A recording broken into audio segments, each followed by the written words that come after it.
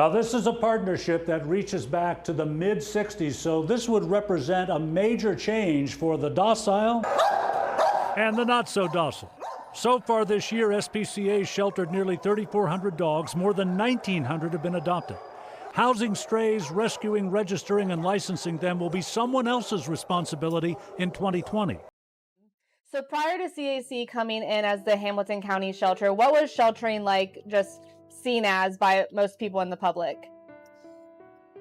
So I think across the country, since we've had animal shelters in the country for the last 150 years, primarily it's been a dog catcher, dog pound approach. And really the mentality was catch and kill.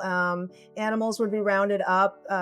Animal shelters were made initially to protect people from animals. It was back in the time when we were really worried about rabies. And so Cincinnati is not immune to that. I think for quite a long time, we had a dog catcher and a dog pound in Cincinnati.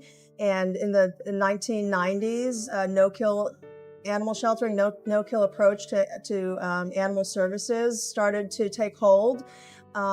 Didn't happen so quickly here in Cincinnati, but Cincinnati Animal Care certainly came forth with a proposal in 2020 when we pitched our services for Hamilton County to run animal services. We absolutely said we will do this on the basis of a no-kill animal sheltering philosophy. A lot of changes are taking place right now for homeless animals in Hamilton County. Cincinnati Animal Care Humane Society officially has now taken over for SPCA Cincinnati. The change is the first time in more than 60 years that a new group is handling the animals. The biggest priority for Cincy Animal Care, no-kill sheltering and making sure animals are kept moving and stimulated while they wait to get a potential forever home. So what were the biggest challenges that we faced? I mean, obviously we came in 2020, so it was in the middle of a pandemic. What was that like coming in during that time? So operating during a global pandemic, we had really just started to get our own processes and procedures in place, and then the world turned upside down for everybody, but also in animal sheltering, we were considered a critical service because we could not work from home. We had to have people here at the shelter every single day. Animals didn't know there was a pandemic. In fact, if anything, there were more animals coming in because people were losing their jobs and people were losing their ability, their homes, their ability to care for animals. So we had more animals coming in, but we absolutely had fewer people coming to take them out. So that was a challenge. I'll let Amanda talk a little bit more about that, but we quickly followed by a distemper outbreak, a very unprecedented distemper outbreak for our region, which Amanda very skillfully navigated that for us. The fight against a serious virus continues at Hamilton County's animal shelter. Earlier this month, canine distemper swept through the Cincinnati Animal Care facility, putting dogs in the shelter at risk and forcing a pause on adoptions. Local 12's Cassie Arsenault shows us how they're combating the contagious disease. The building Animal Cares uses for storage had to become a shelter in less than 3 weeks once CDV was detected at their Coleraine shelter on April 3rd. It's where any new dogs that need a home are being put on an emergency basis. When all is said and done, it's going to cost the shelter upwards of $20,000 between testing and retesting and medical care for 300 dogs.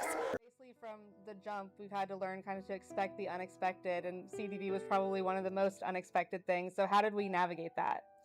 Well, I think keeping in mind like the bigger picture of everything for me anyway is once we made that decision to take this on, everything else was just an annoyance. It made it a lot more difficult, of course, but that's sort of the nature of animal welfare, veterinary medicine, emergencies. There's always going to be the next thing that's going to throw you off. And luckily, we thrive in that a little bit, I think, to our own detriment sometimes. But we just, once we took on that challenge, there was nothing that was going to get in our way, even a pandemic or even CDV. It's just other things to manage. And so I think we talk about, like, if it ever calms down or we don't have an outbreak or whatever, it will get easier. But I think there's always going to be something around the corner. And so bigger picture, once we made that decision, it didn't really matter, those things. Now, the logistics of that and making it happen and saving the lives that we did save was almost impossible especially with CDV.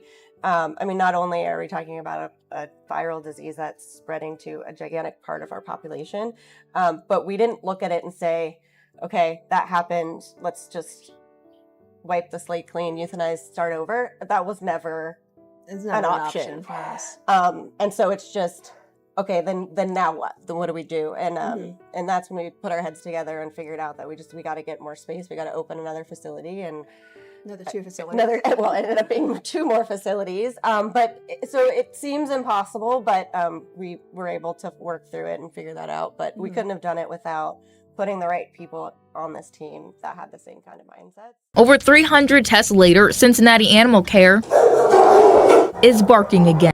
I'm the most proud of how they just jump in, no questions asked.